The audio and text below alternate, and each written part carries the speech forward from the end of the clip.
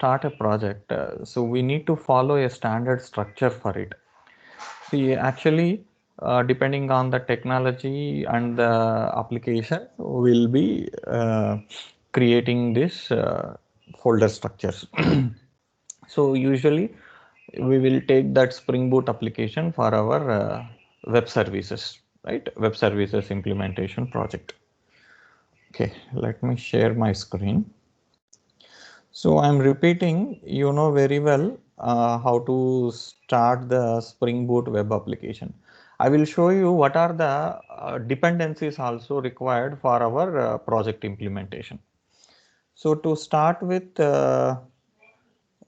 Spring Boot application, you need to start this Spring IO initializer, right? So take up, so can you see my screen, right?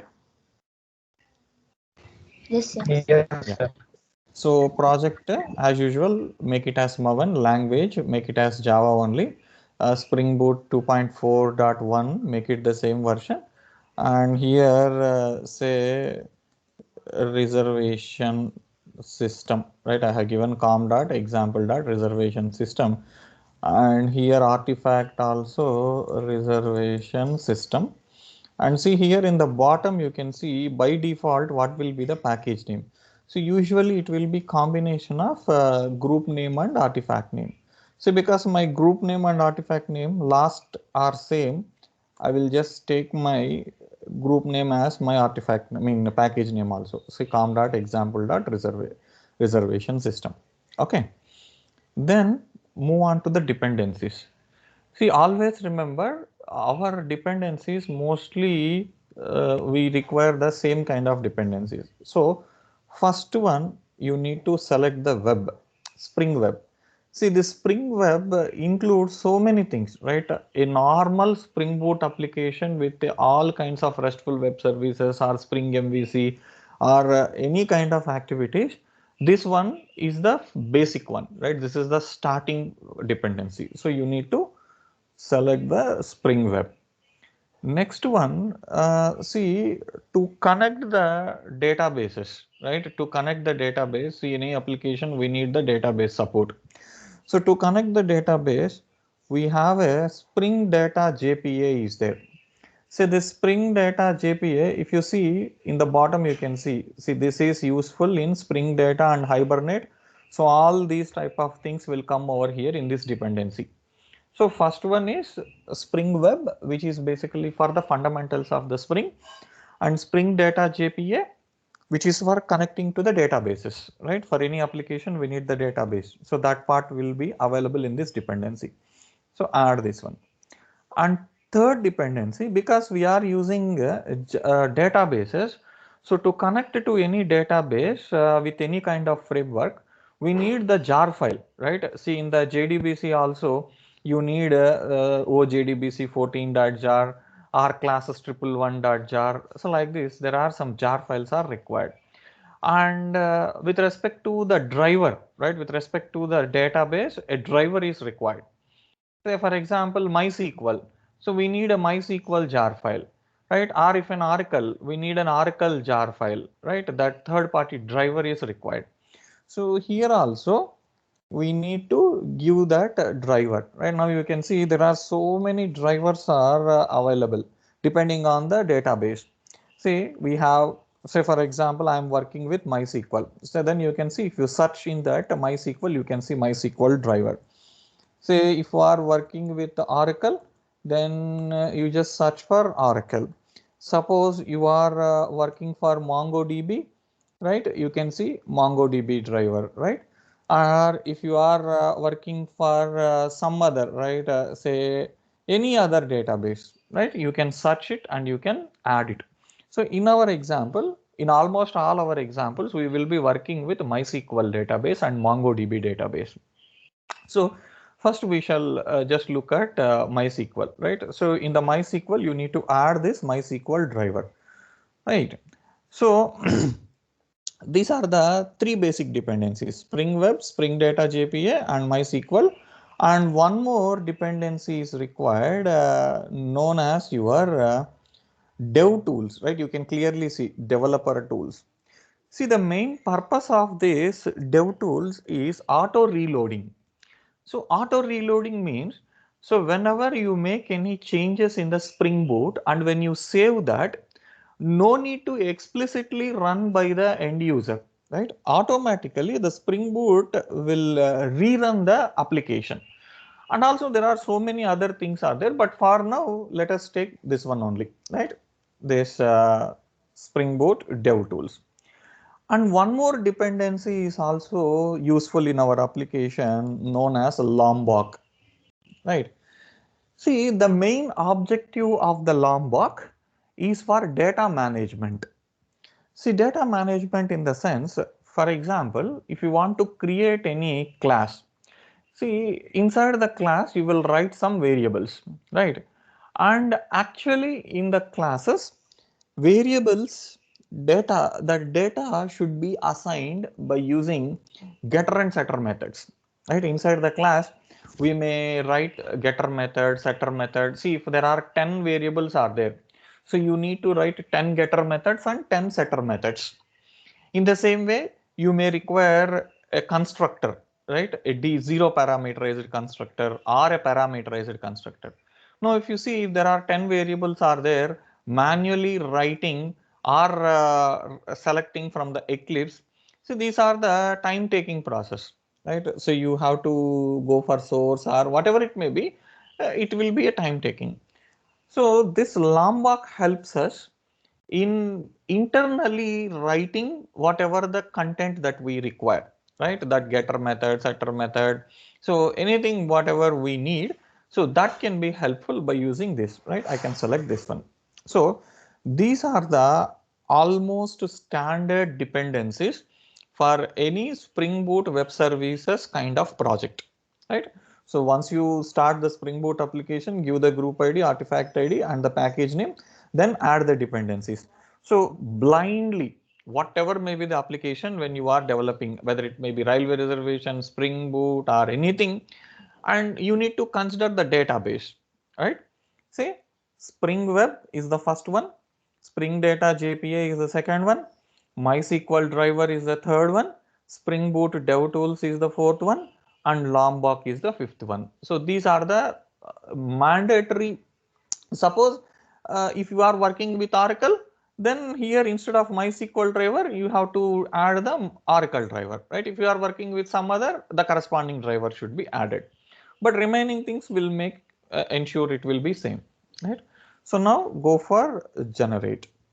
So now when you generate, as usual, you can see a jar file, right? A jar file will be generated and extract that jar file.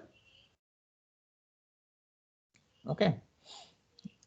So once you extract it, then you can import, right? Inside your Spring, go and import. So what kind of project it will be generated by the Spring initializer?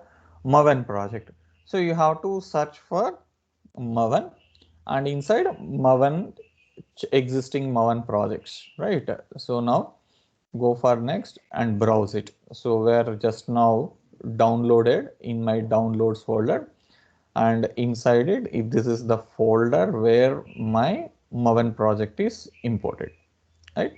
So now you can see it will take some time, it will import and it will load all the dependencies, right? Whatever the dependencies that we have added in that, all these dependencies will be written in the pom.xml file, and at the same time these dependencies are downloaded from the Maven repository and that will be kept in your local, right, in your local machine. Now you can see where are those dependencies are available. See, in the C drive, right, go to the users HP, and here you can see there is one folder called M2, right? In this M2, in this repository, you can see these are all the different jar files, right? So if you see MySQL, say inside this MySQL, you can see different kinds of versions of jar files are available, right? So this is one of the things that you need to remember. So when you are using Maven project, all the dependencies which are written inside the pom.xml are stored locally in this location, in your users location, in your .m2 structure, right, or in the .m2 folder. Okay, so now all my dependencies are downloaded. Now you can see, yeah. So in the pom.xml you can see, right, whatever we have given there. So those dependencies are added here. Now you can see Spring Starter JPA, right? SpringBoot Starter Web, SpringBoot Dev Tools, right? Say Lombok dependency is there, right? And the same time my connector, right? All these dependencies are added. And now for writing the any Java, see already public static void main is already available with the Spring Boot annotation. Now you can run this one, right? So there is nothing is there, right? There is nothing written here. So when you run it, you will not see any output, right? Because no controller is there, nothing added to it, right? So what happened? Okay. We have added that. Okay, let us change this MySQL connector version, right?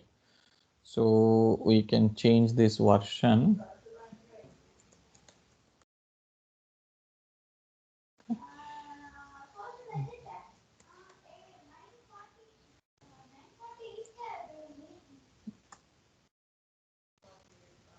So these are all because of the versions, right? So I'll go for some version here. So 5.1.4, right? What is the version? 5.1.44. Now save this one.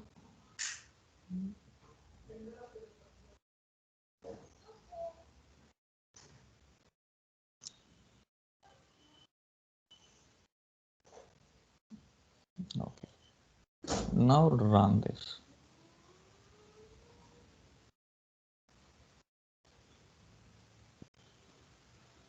What happened?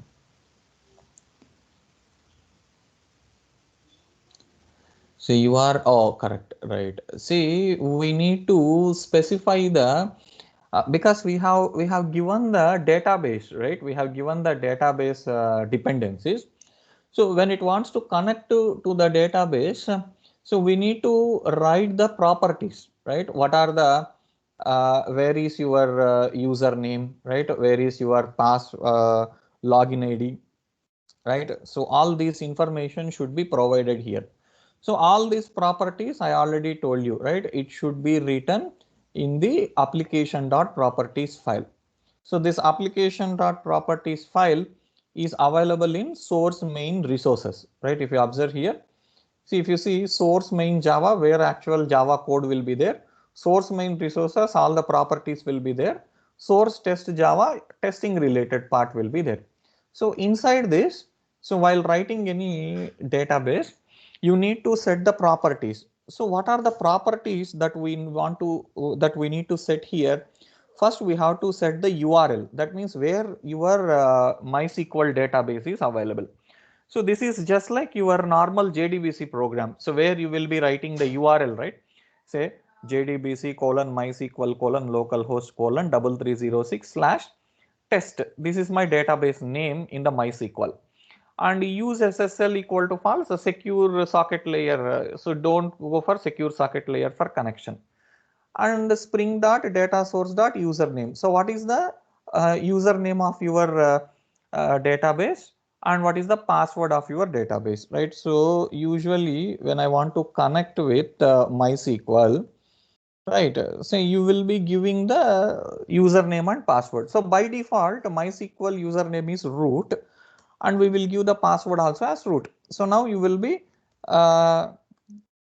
connected to your MySQL, right? Now databases. Now if you see show databases, you can see there are so many databases are there. So out of which I am saying connected to this test. So that is what here we have referred. And these are the username and password. So how can we set in the properties? By using a key value, right? Spring.datasource.url. This is the URL and this is the value. spring.data source dot username equal to root, spring.data source dot password equal to root. So we need to give this one, right? Now, once you set this one, now run this application, right? Public static void main. Sorry, not this one. Yeah. So now when you run this, this will work fine. See, as of now, we have not done anything. Just given some, what is this? URL, failure to determine URL. So we have saved this one, right, already? Okay. So might be we have not saved that.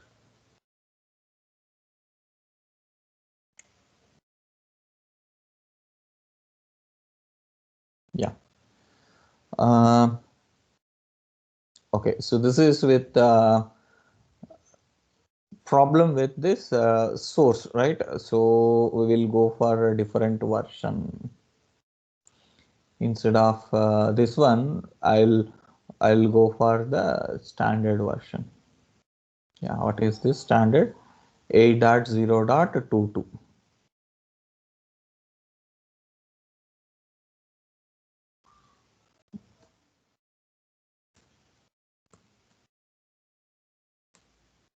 Okay. Yeah. So don't worry, this is just for setting up for the databases. It will just will have that. Once you did with any one, then everything will be set right. Now you can see it is started, right? Your Spring Boot application is started, but there are nothing, right? There are nothing to do. So first thing is we have to create a project structure and then need to add the dependencies, and we have to write the properties for connecting to the database. So now my application is ready, right? Now my application is ready. It is ready to connect with the databases also.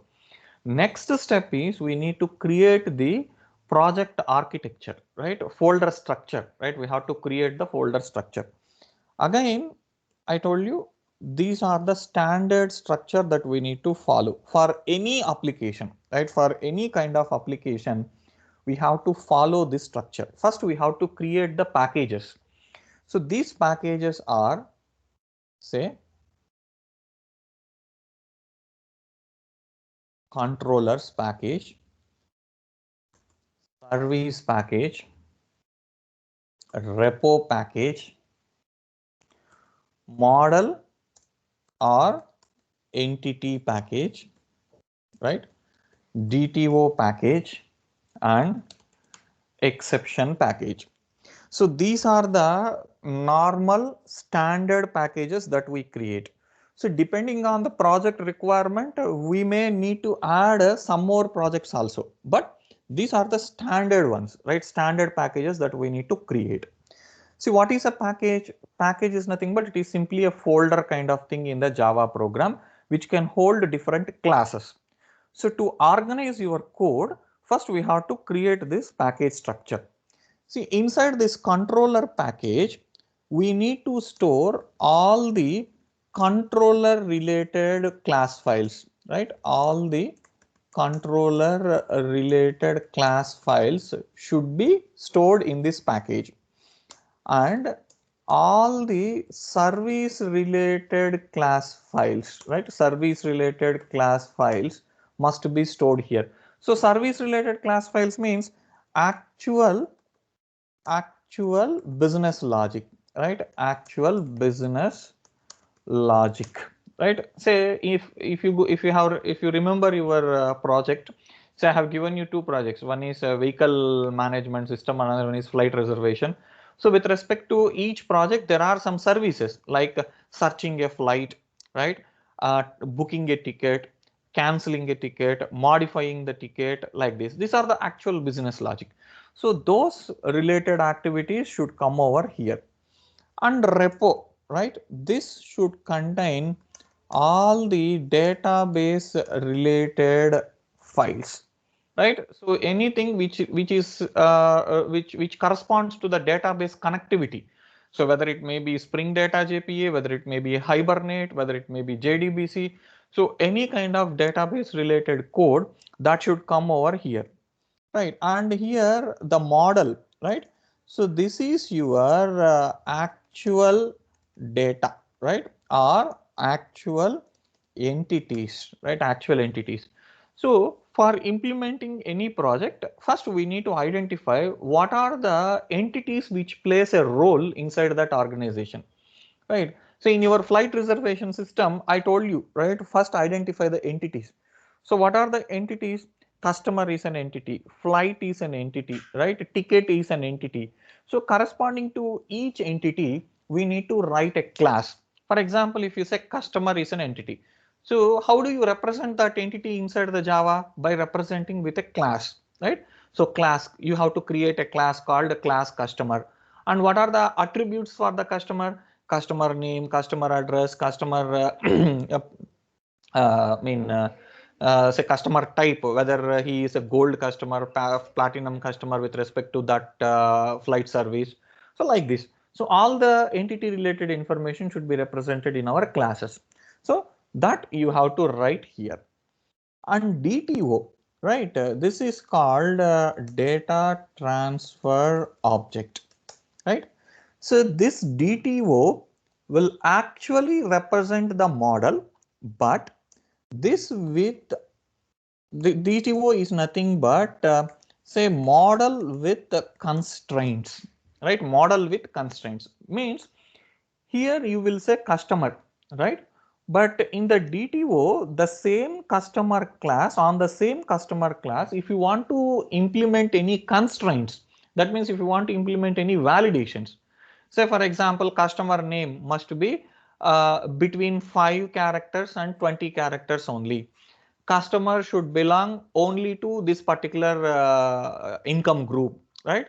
So if you want to give certain kind of validations, so those validations should not be represented directly on the model, but you have to create the same type of class in the DTO, and on that class you have to write these validations. So usually, for example, if the class here you call it as customer, right? The class name is customer here. So inside this, the same it will be called as customer DTO. Whatever the fields are there here, the same fields will be available in the customer DTO also. But only thing is validations are implemented on this one, right? But this entity will interact with this database, right? So validation should not be done on the model, but it should be done on the DTO object. So exception, right? Say this package must consist of all user defined exceptions.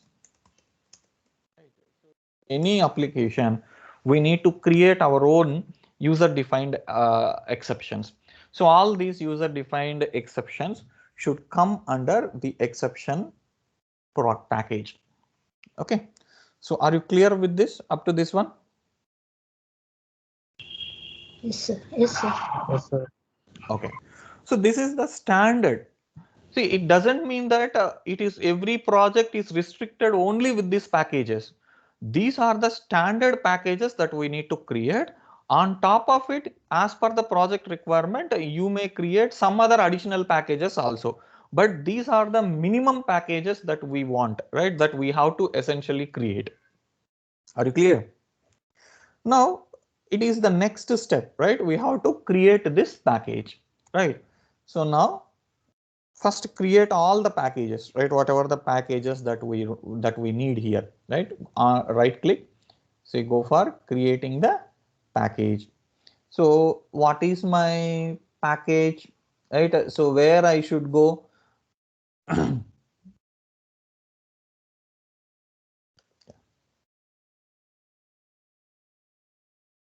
Inside this, so create the folders under.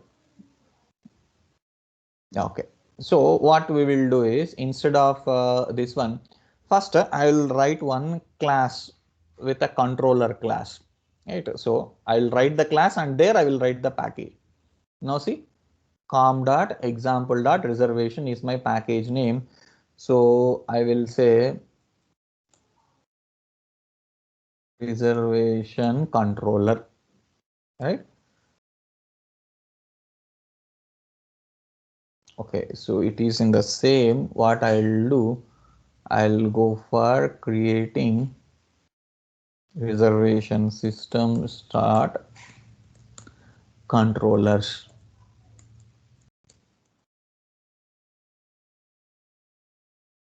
Okay, now you can see we have created, right? You can see there are two packages are there, com.example.reservation system.controllers. There is one controller package is created, and inside this controller there is one class, right? Reservation controller. So all controller related activity should come here. Say how to make this class as a controller class?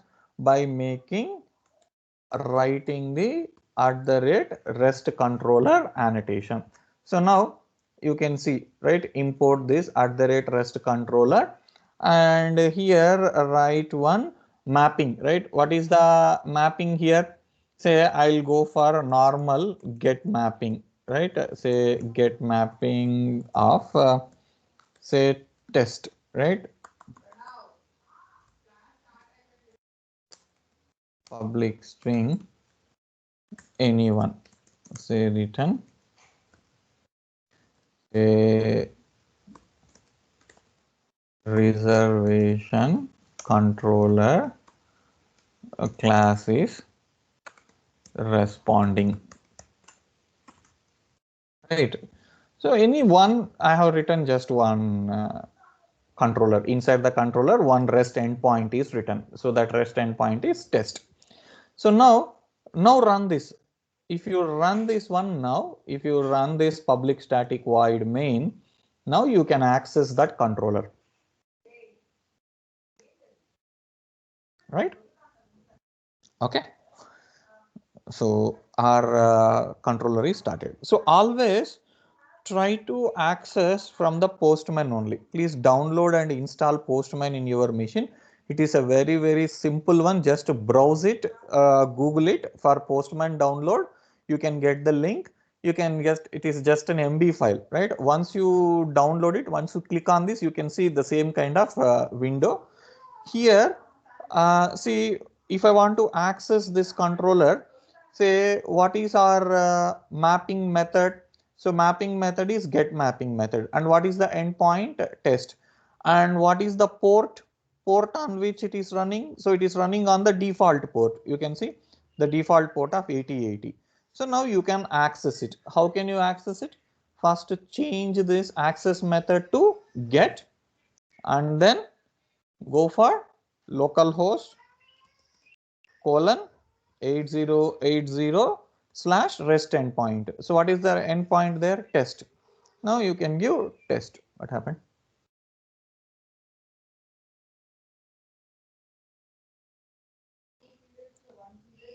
No message found.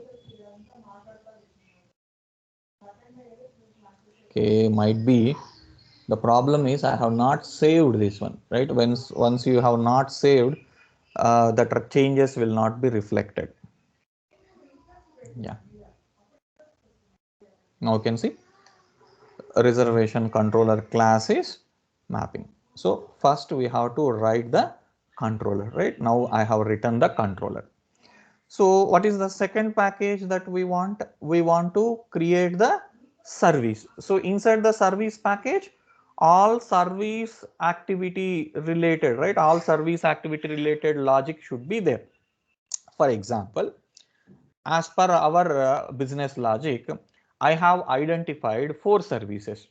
What are those 4 services? For example, add customer is one service, right? Say delete customer is another service, right? Book ticket is another service. Cancel ticket is another service. Let us assume. So these are the 4 services that I need to implement. So corresponding to each service, we have to write a method, right? We have to write a method inside the project. So for adding a customer, we have to write one method. For deleting a customer, we have to write one method. For booking a ticket, we have to write one method. For canceling a ticket, we have to write one method. And again, all these methods should first write in an interface, right? We have to write in an interface, and inside another class, you have to inherit and implement those methods. So all these two parts, that means the methods in the interface and the implementation class, both should come in this service method, right? In the service package only. So what I will do, I'll create one interface, right? I'll create one interface, and see, naming is more important here. So always remember, see, this is a service, right? So it should be reservation service, right? Suppose if it is a flight reservation, I can say flight reservation service, anything. So it should be it should end with the service, right? And it should be an interface. And where it has to come? So it has to come in the com.example.reservation system. Instead of the controller, it has to create in the service package, right? Now you can see one more package with service is created with one method, right? Interface. And now inside this method, you have to write all the abstract methods, right? Say for our simple sake, I am writing simple methods, right? Say add customer, right? Say public void delete customer. I'm writing the abstract methods, right? Say add, what is the other one? Book ticket. Let us issue. See, depending on the requirement, we have to write the signature, right? Cancel ticket. So like this, first you need to create one interface with all the methods available in your application, whatever the services that you want. So what is the next thing? We have to write one class and we have to implement these methods. Because it is an interface, you cannot write the definition, right? You have to implement in some other class. You have to inherit the methods and you have to override these methods here. So again, where it should come? It should come in the same service package, right? And look at here how this should come. Say, what is the class name that I need to give? First, you have to write the same interface name, right? Reservation service IMPL, right? That means implementation. This is the convention.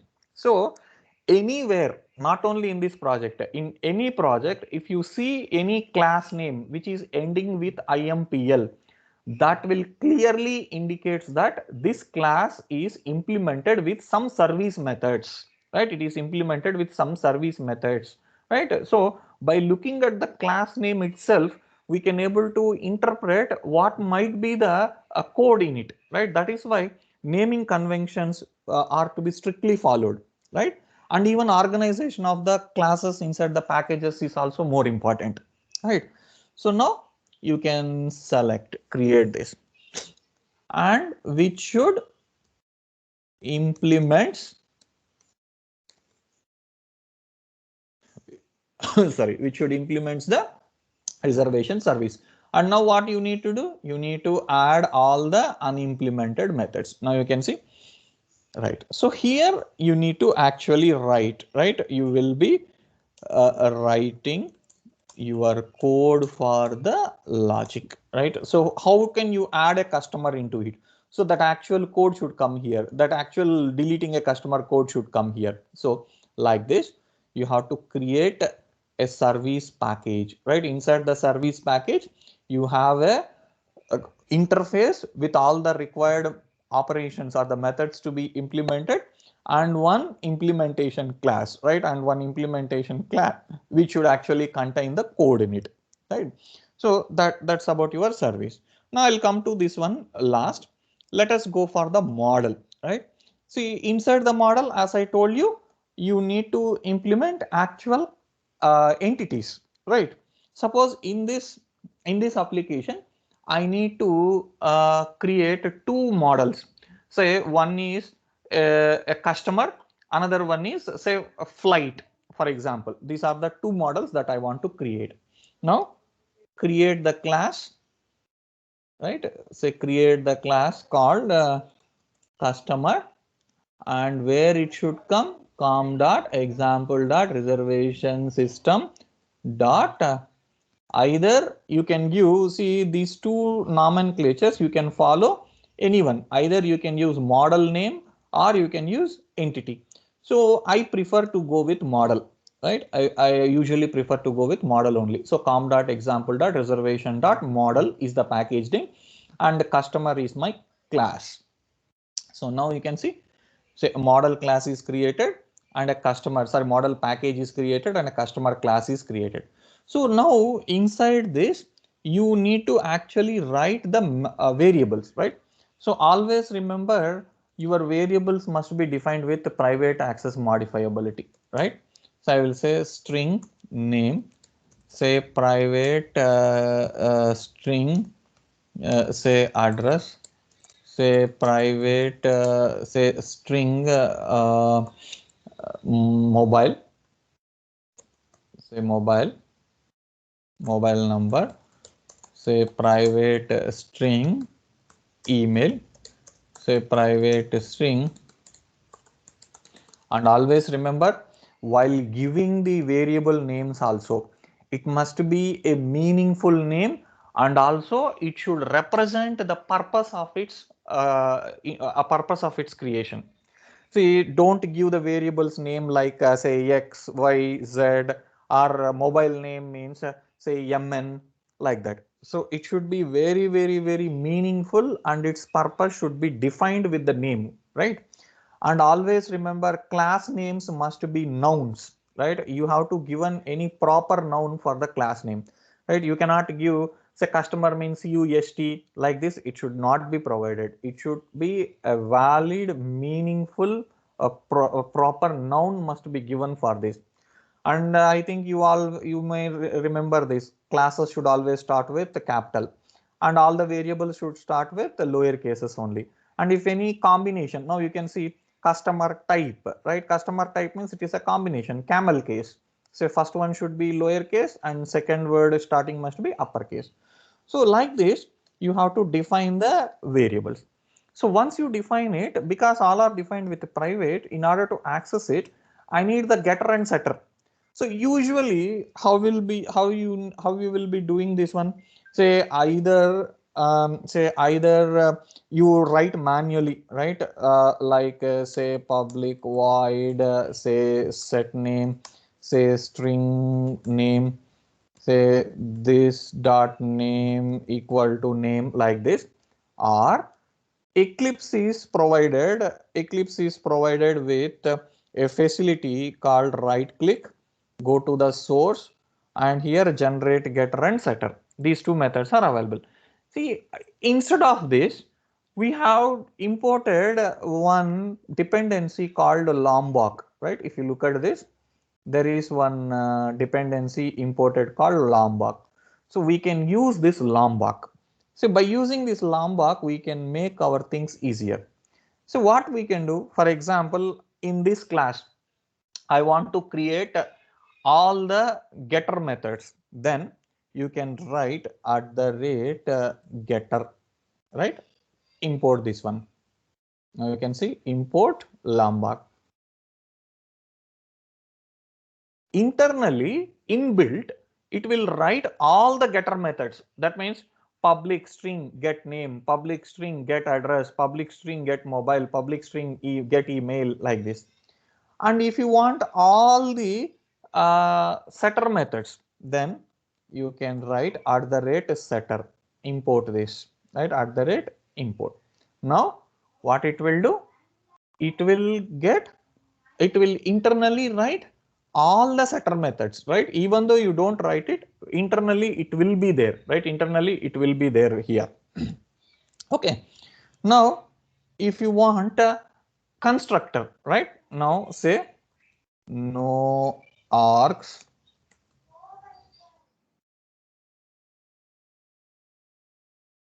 no, see, no, sorry, where is this?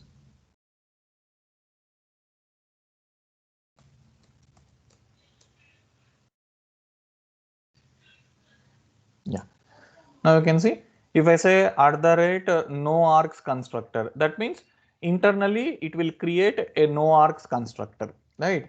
So in the same way, for example, if you want all args constructor, right? So all args constructor means all arguments, right? Inside the constructor, all the arguments will be there. So how can you create an all args constructor? Say like this, right?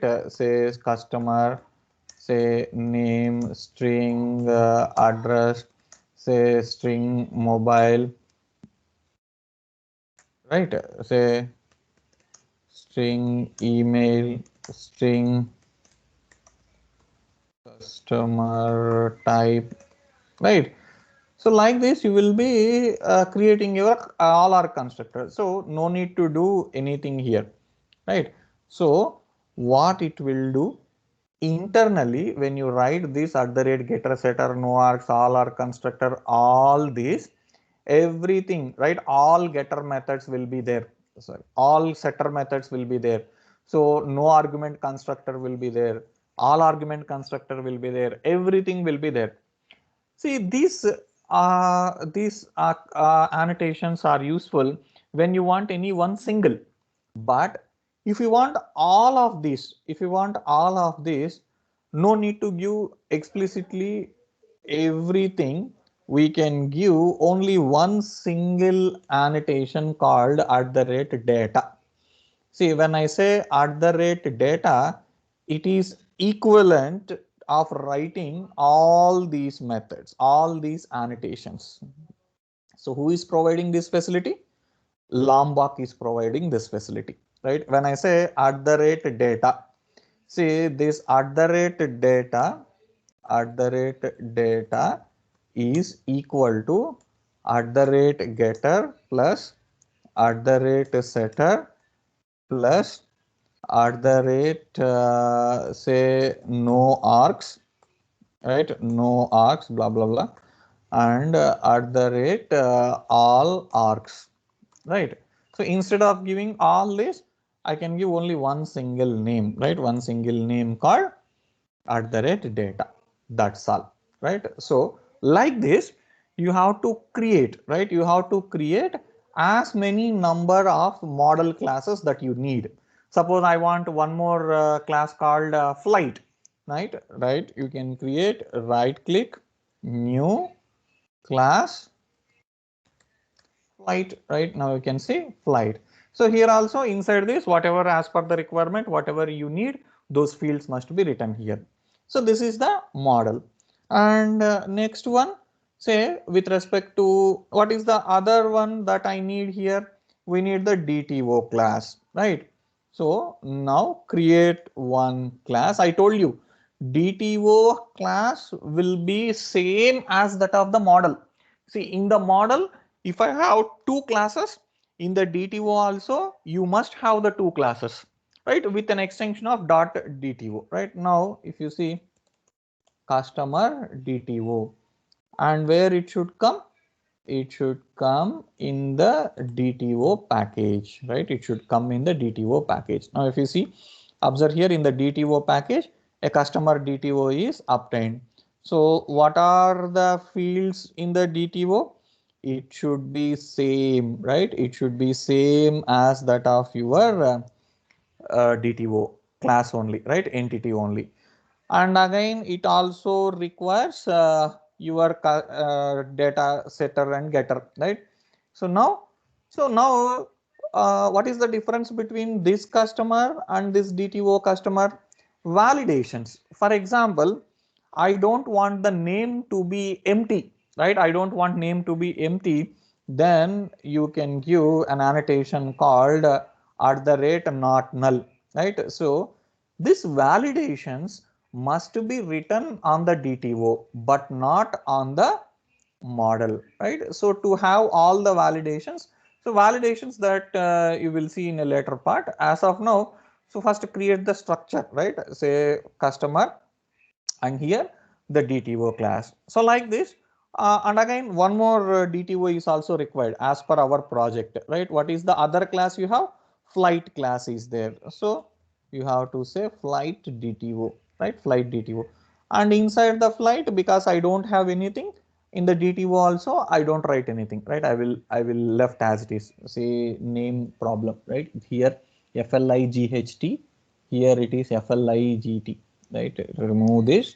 It should be proper in all aspects, right? So right click,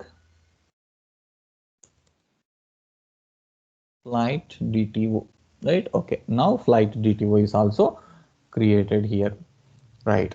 So what is the next one? What is the next structure we need? Sorry, next package we need? We need exception package. So create one. See, why do we need exception packages?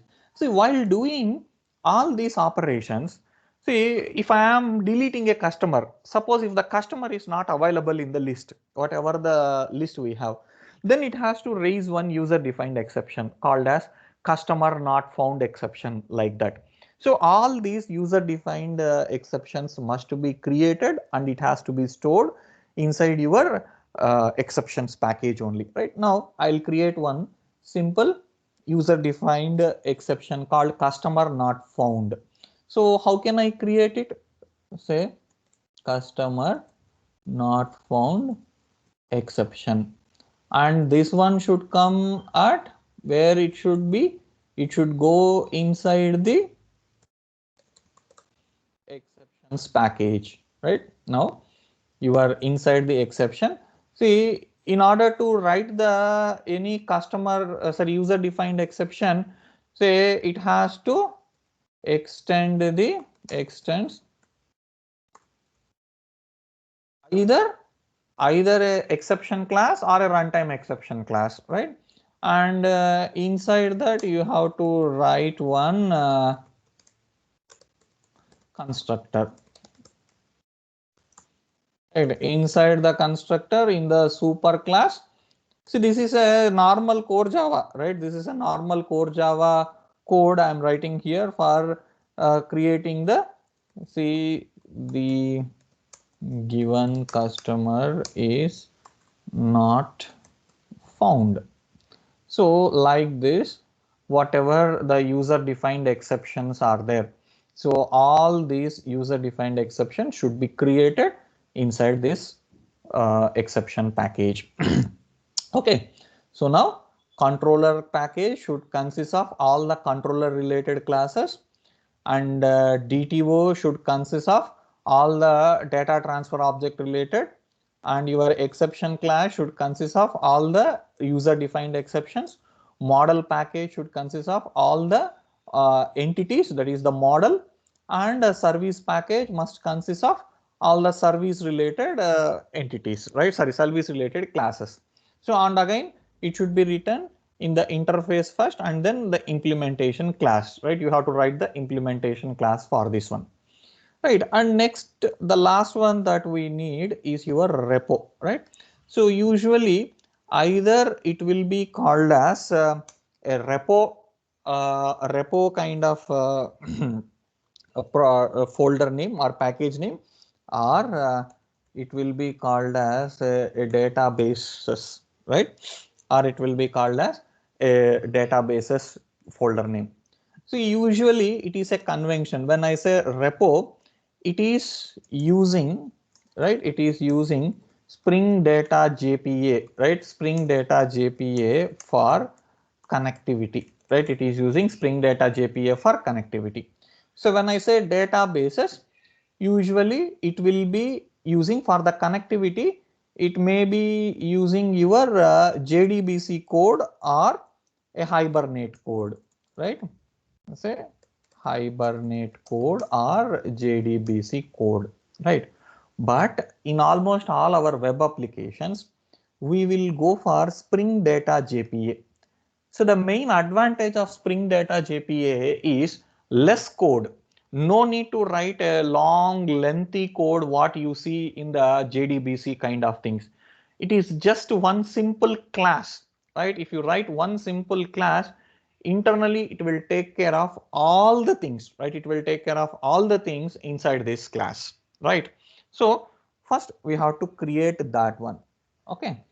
So now write one, say class.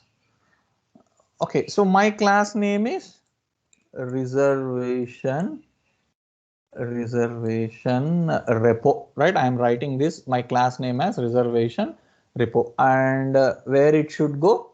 It should go into dot repo folder, right? Dot repo folder. Okay, so now see, inside the repo folder, one reservation repo class is created, and inside this class actually our database connectivity mechanism is to be implemented, right, with respect to the Spring Data JPA. Are you clear so far? So how to create a folder structure with respect to your project and what should go inside each and every package. Yes. Yes, sir. So any queries up to this point? Either? No, sir. No, sir. Understood, right? Yes, sir. Right. So now, Yes, sir. now what you have to do for today is you have to go through, please go through your project, and based on your project, I told you to identify the what you call entities, right? So with respect to that project, see, create the entities. That means create the entities means you have to create the classes, right? Like this, right? Whatever the, say, customer, flight, anything, right? With respect to that, create the classes and create all the remaining at least see, you can create the service. So you know, right, what are the services that you need to implement. See, while writing the signature here, right, you must be very careful as per your requirement. What is the signature? See, suppose when I say add customer, I am just for your understanding purpose, I am saying this is a void. Suppose if you want to return something, as per your logic, if you want to return something, that return type should come here. Okay, so the complete signature must be given. Remember, it is always not void. As per your requirement and as per your implementation, a proper signature must be given in the interface. Clear, right? Yes, sir. Right. Yes, sir. So now your task for today is you have to create the folder structure with respect to your project and create appropriate classes, right? Say say your controller. See, controller as of now might be you may not be identifying, that we'll see in a later point. Just write some 2 or 3 dummy constructors, controller endpoints, just with one with get mapping, another one with post mapping, and whatever you have practiced right yesterday, right, with get mapping and post mapping, passing parameters at the rate path variable, request parameter, get parameter, like that. So all these again write in the same reservation class, right? Create this project structure. While creating the project, as I told you, please add the required dependencies, right? Add the required dependencies inside it and ensure that it is working fine up to this point. Then we can see tomorrow or later point of today, we will see how can, what is this? What are these again? Yeah. Yeah. Okay. Okay. So we will see how to write the database connectivity part also. Okay. Let me show you the database also for today only. So now what I want is I want to add a customer, right? Let us assume I want to add a customer inside this database, right? In the MySQL. Okay. So use test. Okay. So tables. I want to create one table called customer, and inside the table I want to add this customer details, right? If you see here, so where is your model? Yeah, so this customer details need to be added, right? This is my add customer service has to be done. See, first thing, you have to write in the systematic way. See, how can you write it? See, when you access from the browser, right? When you access from the browser, right, or from the user interface, the control, remember, always remember the flow, right? How the flow should establish. See, from the user, the data should go to the user interface, right? So you will be giving the data to the user interface. From the user interface, it has to go to controller in your class, right, or in your project. See, because see from this browser, see if I enter this, where do the control is going? So when I say localhost 8080, obviously the controller is the request is coming to this controller class only. So for any operation, for any service, for any project, from the browser, the request will now first come to the controller only, right? It will now come to the controller only. Did you understood this point? Okay. Yes, sir. Yeah. See, from the controller, you have to access the service method, right? From the controller, what you need to add? You need to access. See, add customer, right? So where actually from this, where the actually add customer is available? It is available in my service, right? Inside the service, you have to call this method, right? Add customer method. So you have to call this service method. And from the service, you have to call the repo, right? From the service here in this implementation class, right? In this implementation class, you have to call the repo. So what is actually repo? Repo consists of the code which will connect it to the database, right? It will connect it to the databases, right? Got my point, right? Yes, sir. Right. So Yes, sir. from the repo, it will connect to the database actually, right? So whatever the user now given, that will first go to the controller. From there, it has to go to the service. From there, it has to call the repo, and finally, it has to go to the actual database. This is the flow you need to establish. Am I clear? Yes, sir. Yes, sir. Right. So now if I pass from the UI, right? If I pass from the UI, say from this postman, if I pass some data. Now see, as of now, we have passed only single values, but now you need to pass the customer data. See, what is a customer? Customer is a class, right? You have to pass the object data, right? Object data from your postman. Are you clear? Yes, sir. Right. Yes, sir. So now that should be called, that data must be accessed inside your controller. So here in the controller also, to have a proper understanding, the method I will write here, say customer, right? And again, see customer DTO, add customer DTO. You always remember when you accept the data, that data should be in the DTO format, right? And now I told you, right? DTO and model both are same only, right? Both are same. Are you clear this point, right? While accepting the data, if you take the DTO also, that won't be having any impact because both are same objects. Are you clear? Yes, sir. Yeah.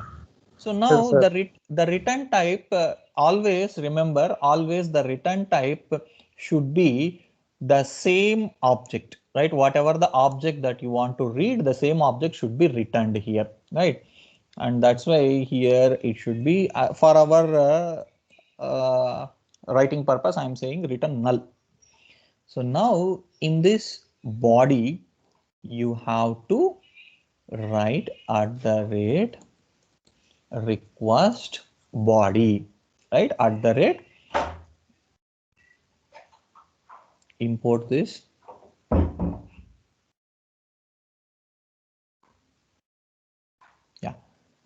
So at the rate request body customer DTO customer DTO.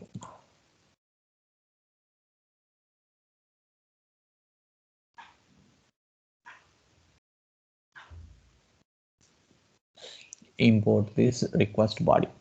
See, previously we have used what you call at the rate path variable. See, path variables are basically used to read only one single value, but a request body is useful, right? A request body is useful to read an object, right? It is useful in reading the object. Now, what we will do is just for our simple today's discussion. So whatever we read, we just return the same thing, right? So we'll return the same thing here. Okay. Now see, whatever we have given from this, it will send the same response. Now, how can you, and one more thing, always remember when you are reading something, right? When you are reading something, always it is a best practice to go for post method, right? Post mapping only, right? You have to always call the post mapping. Clear?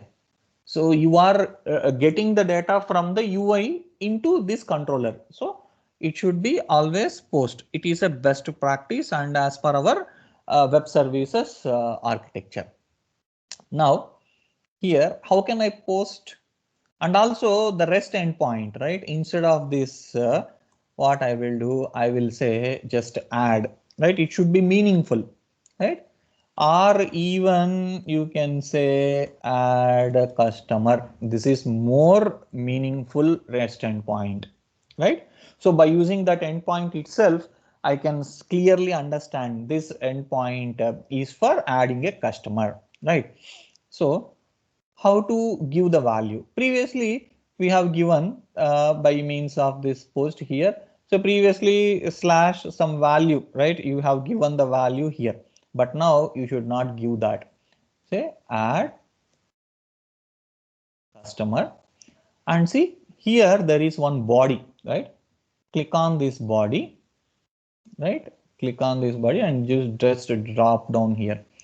See inside the body, you have to write a JSON object notation with respect to your class. See what is our class? Say our class is what is the data? What is the data that you want to pass here? You have to pass the customer DTO, right?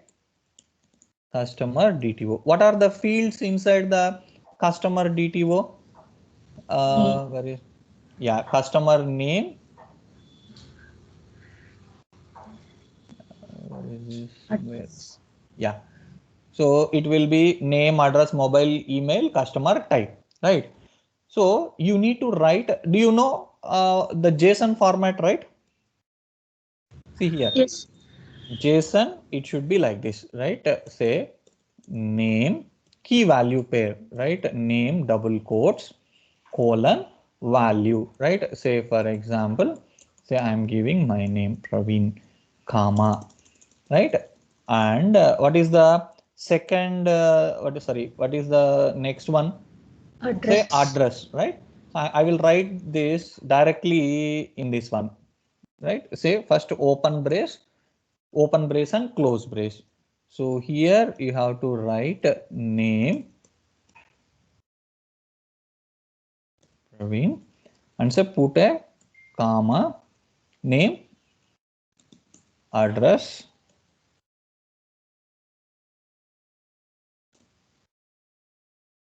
right? Comma, what happened? Yeah. So what is the next field? Mobile. See, always remember while writing the data also, please provide valid data. Right? Don't give name as XXX, YYY, mobile number as 123 like that. It is not the proper things.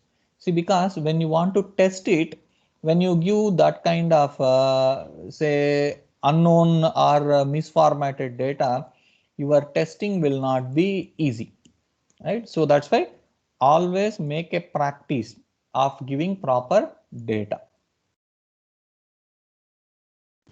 Yes, sir.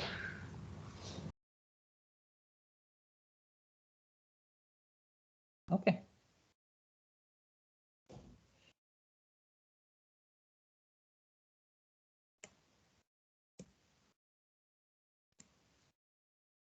Okay. So now I have given all the data here. Now just say send.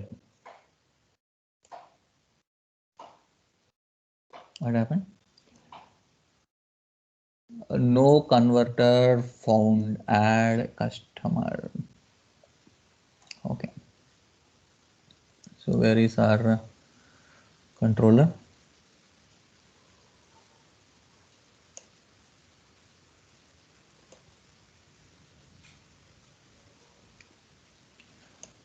So you have passed the customer, anything other than this one here, say name, address, mobile, email, customer type is there. So in the header, what you have given, so name, address, mobile, email, and customer type. Okay. Okay. No worries. Okay. So what we will do here is we will make it as, see, I'll write this. Don't worry about this one.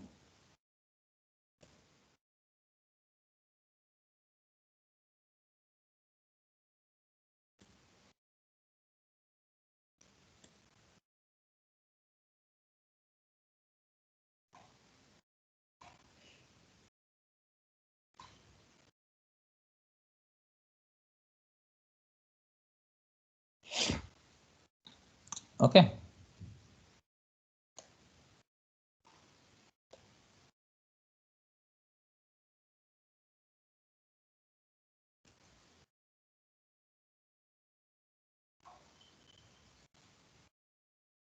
What happened? Type definition.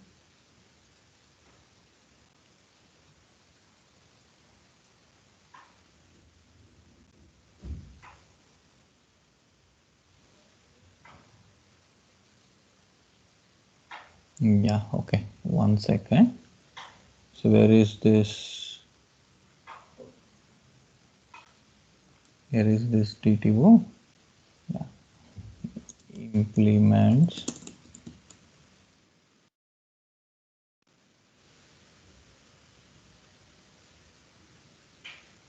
serializable. Okay. Okay. See, actually, it is requiring some internal conversion from DTO to model. So that I will explain you later, but it is not accepting without conversion. Right. So this is the process. Just observe this process. So how can you do this one? So you just get this object, and then you can return this object, right? So, oh, already 12:10. Okay, sorry. So, okay. So just understand up to this point. So create your project structure and just write the one mapping. So just write this. I'll explain you later point how can we do this one, right? There are some conversions are required actually. DTO to model and model to DTO conversion. So without that, it is not accepting. I'll let you know that one. So, okay. So you people understood, right? So till this point. Yes. Yeah. Okay, done. I am running short of time. So done, right? So you do one thing with respect to your project, try to implement it till this point, whatever we have now discussed today. Okay. Yes, sir. Sridhar, are you there?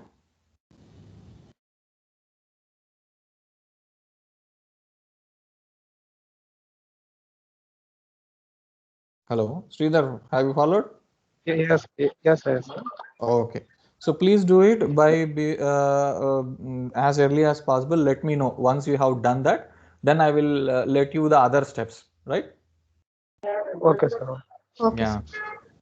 So I guess this can be completed. How much time you need for completing till this point?